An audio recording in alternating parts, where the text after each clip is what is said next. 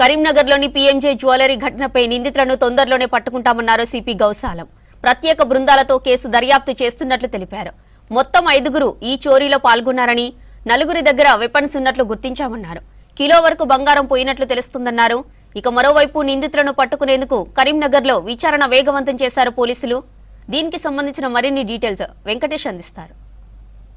ఘటనకు సంబంధించి పోలీసులు విచారణ వేగవంతం చేశారు. దోషులను పట్టుకునేందుకు నిఘా బృందాలు రంగంలోకి దిగాయి. ఇప్పటికే కమాండ్ కంట్రోల్లో సీసీ ఫుటేజ్ను వెతికే పనిలో ఉన్నారు. ప్రజెంట్ మనం పీఎం జ్యువెలరీ సంబంధించి లోపల విజువల్స్ చూడవచ్చు. పోలీసులు ఇంకా విచారణ జరుపుతున్నారు. ఎవరెవరు సిబ్బంది ఉన్నారు, అసలు ఎన్ని గంటలకి చోరీ జరిగింది అనే సమాచారాన్ని సేకరిస్తున్నారు. కేంద్ర మంత్రి బండి సంజయ్ కుమార్, తర్వాత స్థానిక ఎమ్మెల్యే గంగుల కమలాకర్ కూడా కొద్దిసేపటి క్రితం ఇక్కడికి వచ్చి సంఘటన వివరాలు తెలుసుకొని వెళ్లారు. ఇక్కడ సిబ్బంది కావచ్చు, తర్వాత పోలీసుల నుంచి మనకు అందుతున్న సమాచారం కావచ్చు తెలుసుకుంటే ఉదయం 10:45 సమయంలో మొదట ఈ దొంగల్లో అని భావిస్తున్న వారిలో ఒక వ్యక్తి మాత్రం లోపలికి వచ్చాడు.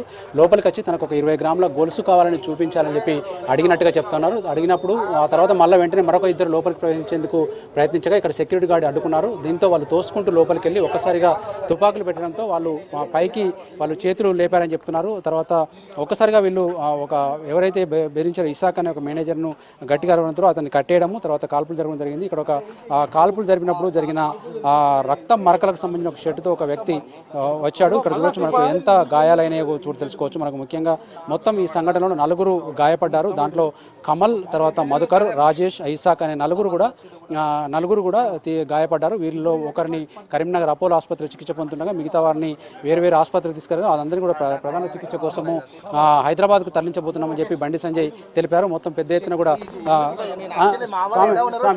ఎవరున్నారు మీద అంతే అది అందరూ నాతో పాటు వర్క్ చేసిన పర్సన్స్ ఎలా ఉన్నారు చూద్దాం వచ్చినా బాగున్నారు. షర్ట్ ఎవరిదన్నా? నా షర్టే. నువ్వు అక్కడే ఉన్నావా ప్రజెంట్? అంటే నువ్వు పేషెంట్ కాపాడే ప్రయత్నం రక్తం అంటే? అవును. ఓకే, నీకు ఏమైతారు ఇక్కడ నువ్వు షాప్లో పనిచేస్తావా? ఎందుకు ఇక్కడ చేయను, వేరే దగ్గర చేస్తా. వీళ్ళందరూ నాకు కొలీగ్స్. తెలిసి వచ్చినావా? సెక్యూరిటీ సాధారణంగా అంటే కొంచెం సెక్యూరిటీ ఉండదు, కానీ ఉంటే బాగుంటుంది అన్న ఫీలింగ్. మామూలుగా ఏ షాప్లో అయినా కామన్గా కొన్ని ప్రొసీజర్స్ పాటిస్తారు కదా, ఎందుకైనా మంచిదని. ఎట్లాంటివి ఉంటాయి సాధారణంగా అన్ని షాపుల్లో? అన్ని షాపులో మ్యాక్సిమం కమెంట్స్ ఉంటారు, బట్ ఇక్కడ లేరు. అది కొంచెం డిస్టర్బెన్స్. ఒక్క నిమిషం. ఇక్కడ సాయి అనే వ్యక్తి చెప్తున్నది ఏంటంటే తాను కూడా జ్యువెలరీ షాప్లో పనిచేస్తాను. ఇక్కడ పనిచేసే వాళ్ళు తన కొలీగ్స్, ఒక కొలీగ్ను రక్తం గాయాలు పడిన తర్వాత అతను రక్షించే క్రమంలో తన షర్ట్ అంతా కూడా రక్తం మరకలైన సంఘటనలు చూస్తాం. మొత్తం 5గురు వ్యక్తులు ఈ చోరీలో పాల్పడ్డట్టుగా తెలుస్తుంది. బైక్లపై వచ్చి వాళ్ళు చాకచక్యంగా వీళ్ళను కొట్టేసి తర్వాత వాళ్ళని కాల్పులు జరిపి మొత్తం లూటీ చేసుకొని వెళ్ళిపోయారు.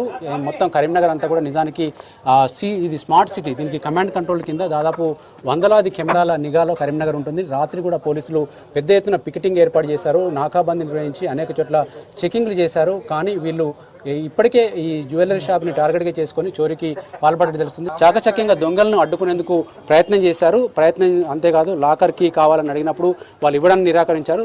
దీంతో ఒక్కసారిగా అందులోని 2 వ్యక్తులు కాల్పులు జరిపినట్టు కూడా మనకు అర్థమవుతుంది. మొత్తం 5గురు దొంగలు లోపలికి వచ్చినప్పుడు కూడా అందులో మొట్టమొదట ఒక వ్యక్తి ప్రవేశించాడు, తర్వాత ఇద్దరు మొత్తం 3 విడతలుగా 5గురు లోపలికి వచ్చి ఈ చోరీకి పాల్పడినట్టు తెలుస్తుంది. వాళ్ళ చేతుల్లో 2 చేతుల్లో మాత్రం గన్లు ఫైరింగ్ చేసినట్టుగా కూడా మనకి ఇక్కడ అక్కడక్కడ బుల్లెట్లు పడిపోయినాయి. రోడ్డు మీద కూడా వాళ్ళు పారిపోతున్న దగ్గర బుల్లెట్కి సంబంధించిన ఎక్విప్మెంట్ కింద పడింది. తర్వాత ఒక దగ్గర బ్యారెల్ కూడా కింద పడింది. ఇట్లా ఈ పోలీసులకు సంబంధించి ఇంత పెద్ద నిఘా ఉన్న కరీంనగర్ నగరంలో దొంగలు పట్టపగలే ఒక షాపులోకి వచ్చి చోరీ చేయడము, తర్వాత వాళ్ళకు అందినంత దోచుకొని పారిపోవడము, తర్వాత ఏకంగా కాల్పు జరపడం అయితే కరీంనగర్ చరిత్రలోనే మొట్టమొదటిసారి అని చెప్పుకోవచ్చు. గతంలో చొప్పదండి దగ్గర ఉగ్రవాదులు బ్యాంకులోకి చొరబడి 42 లక్షలు ఎత్తుకెళ్లిన ఘటనే అతిపెద్దదిగా మనకి ఇక్కడ చెప్పుకుంటూ ఉంటారు. ఆ తర్వాత ఇప్పుడు పీఎంజే జ్యువెలరీ జరిగిన సంఘటన మరొకసారి సంచలనంగా మారిందని చెప్పొచ్చు. ఈ చోరీకి పాల్పడిన వాళ్ళు ఎక్స్పర్ట్స్ దొంగలా లేదంటే ఏదైనా బంగారం కోసము